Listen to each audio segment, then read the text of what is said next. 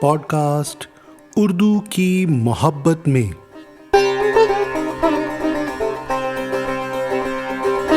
Episode 14 14वीं किस्त।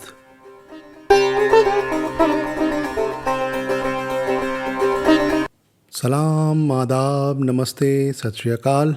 रात के 8 बजे हैं। मैं देव हिंदवी आप सबका अदब और सुखन की इस महफ़िल में इस्तकबाल करता हूँ और खुशामदीद कहता हूँ।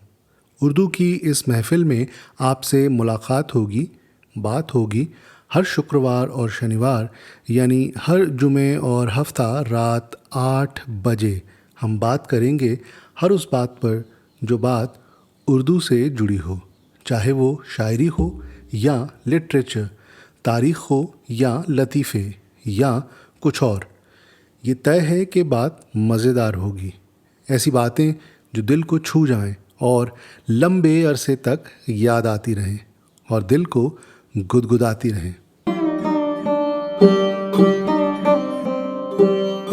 उर्दू की इस महफ़िल में आज बात जारी रहेगी दास्तान गोई पे। फिर हम बात करेंगे उर्दू के एक जाने माने शायर के बारे में। तीसरे हिस्से में एक छोटा सा क़िस्सा, फिर एक लतीफ़ा और आखिर में एक यादगार शायरी। तो आइए शुरू करते हैं पॉडकास्ट उर्दू की मोहब्बत में।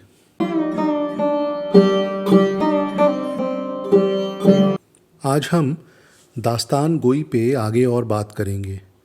हम पिछली किस्त में ये जान चुके हैं कि दास्तान गोई कहीं ना कहीं अरबों की क़िस्सा ख्वानी से मिलती जुलती है, मगर दोनों के किसी ताल्लुक़ से हम आशना नहीं हैं। दास्तान के 4 फ़न करार पाए गए हैं: रज़्म, बज़्म, हुस्न इश्क और अय्यारी। रज़्म यानी राज, राज्य। इन चारों फ़नों में लखनऊ के दास्तान गोयों ने ऐसे ऐसे कमाल दिखाए हैं जिनका अंदाज़ा बग़ैर देखे और सुने नहीं हो सकता।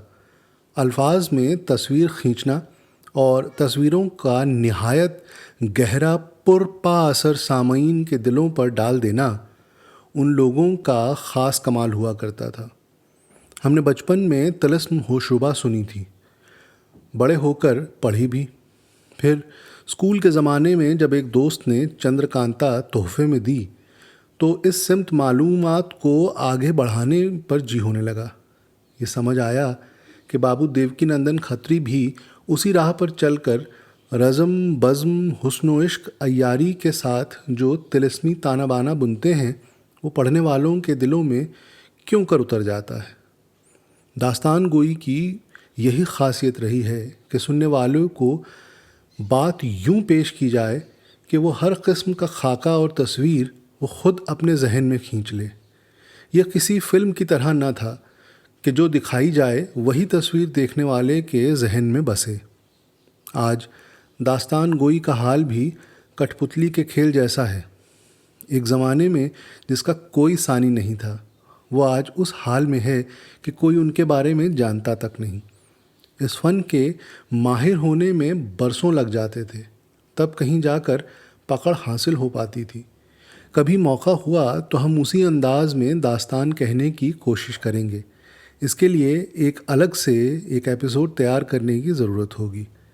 तो ये दास्तान गोई की दास्तान यहीं तक। तो उर्दू के बारे में आज इतना ही। आगे मगर बातें होती रहेंगी, ज़िक्र होता रहेगा।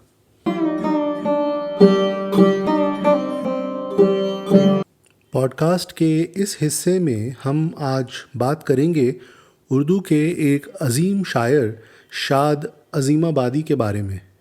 शाद के बारे में ज़्यादा मालूमात नहीं है। वो 1846 में पैदा हुए थे सईद अली मोहम्मद के यहाँ पटना में। शाद का कलाम बेहतरीन है।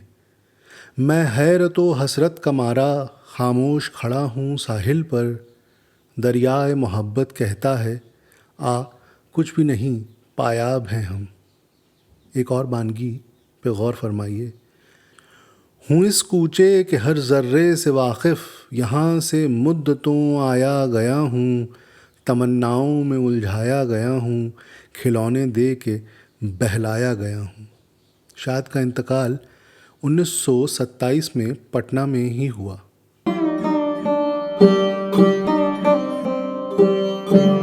اور اب وقت ہے ایک قصے کا۔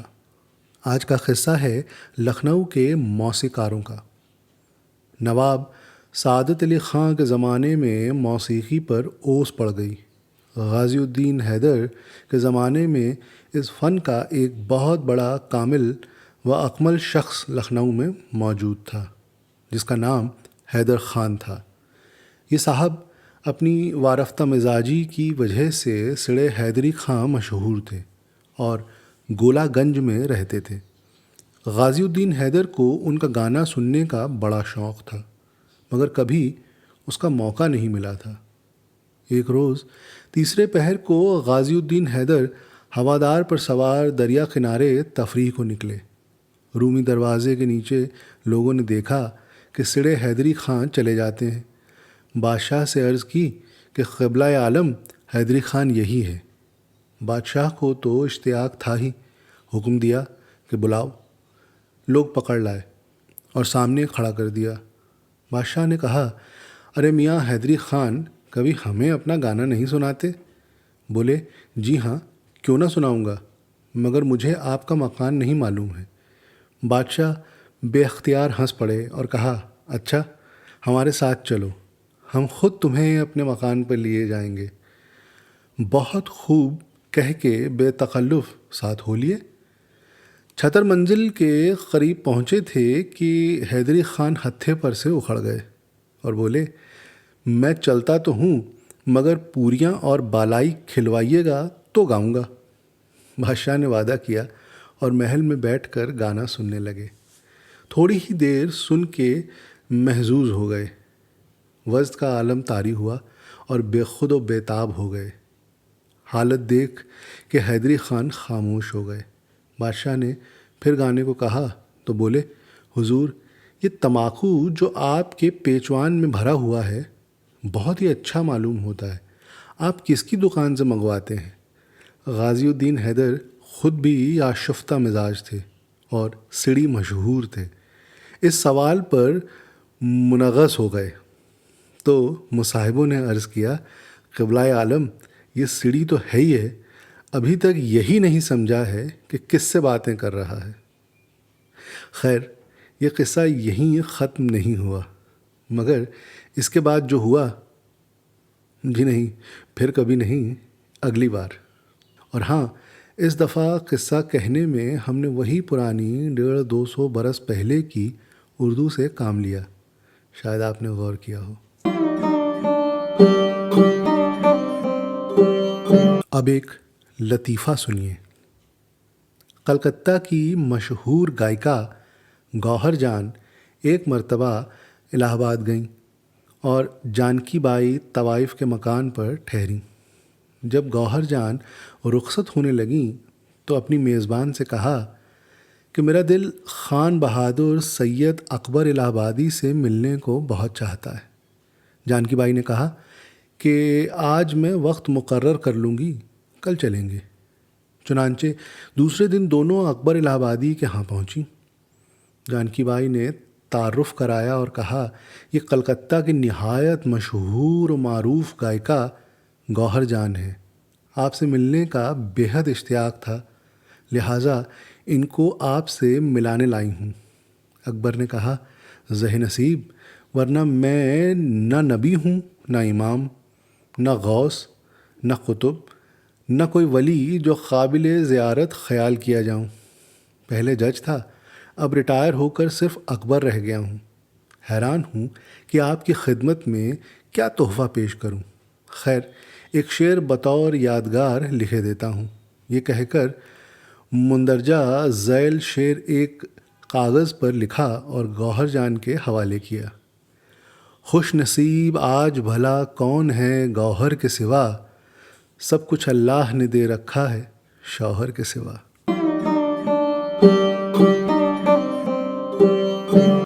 پوڈکاسٹ کے آخری حصے میں اب وقت ہے ایک بہترین شاعری کا۔ آج کے شاعر ہیں حفیظ جالندھری۔ آج ان کی ایک غزل پیش ہے۔ غزل بڑی بہر میں ہے، تو غزل ملاحظہ فرمائیے۔ ہم میں ہی تھی نہ کوئی بات، یاد نہ تم کو آ سکے، تم نے ہمیں بھلا دیا، ہم نہ تمہیں بھلا سکے۔ تم ہی نہ سن سکو اگر، قصہ غم سنے گا کون، کس کی زباں کھلے گی پھر، ہم نہ اگر سنا سکے۔ ہوش میں آ چکے تھے ہم، جوش میں آ چکے تھے ہم، بزم کا رنگ دیکھ کر سر نہ مگر اٹھا سکے۔ شوق وصال ہے یہاں، لب پہ سوال ہے یہاں، کس کی مجال ہے یہاں، ہم سے نظر ملا سکے۔ ایسا بھی کوئی نام بر، بات پہ کان دھر سکے، ایسا بھی کوئی نام بر، بات پہ کان دھر سکے، سن کر یقین کر سکے، جا کے انہیں سنا سکے۔ اہل زباں تو ہیں بہت، کوئی نہیں ہے اہل دل، کون تیری طرح حفیظ درد کے گیت گا سکے۔ تم نے ہمیں بھلا دیا، ہم نہ تمہیں بھلا سکے۔ بڑی خوب غزل ہے۔